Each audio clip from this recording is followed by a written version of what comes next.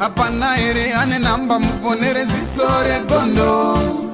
Pane ma-artist akabuda offside nezuro. Masika chakanaka muri Zimbabwe esinonha kutaurwa naSkimbo pamusoro reGondo TV. Breaking news.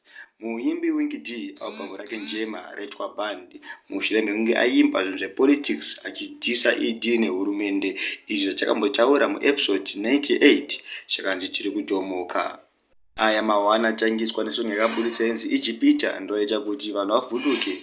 Zvino hurumende ZANU-PF yati bani Winky D kumaredio station ese.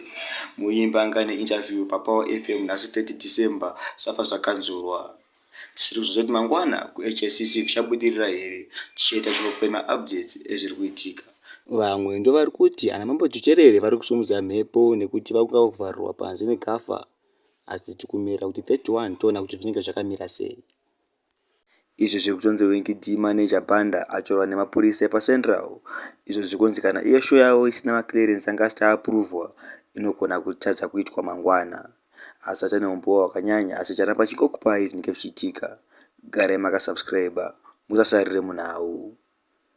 Star FM iyi station yakachamadza chinziro Zimbabwe mushure mekunge yabudisa 250 yawe Zim Danso iyo yawina mambo Tucherere naSekalas. Izvi zvakachamadza vanhu kuti song yanezero uno yakatadza kana kusvika million views. Iko kune mugarden yakasvika million views the 3 days koko yanga ibake yakafika futi million views pasina nguva yakareba. Asi pazoonekwa pakunzipo Reurura ndo yawina. Izvoonekwa kuti iye wachanzi DJ Mbale aringa ari kutonyorwa list yavo iyi. Vanhu vashaya kuti yakavhocherwa kupi. Star FM haikuone kudaro mafanzi, haikuone kudaro maartist. Zvinouraya music industry yedu. Kune shop yanetsa pagori kunzi Elevate yanetsa netsoka dzakaipa, tsoka dzakanyanyisa dzine nyanyiso. Tichaita nchikuratidza tsoka zovanika ikoko ye madetails vachanga chibuda pascreen penyu. Vanenge vachingoda kupindura tsoka namba ndidzo dziri kubuda pascreen penyu. Tosangana muchikamu chinotevera.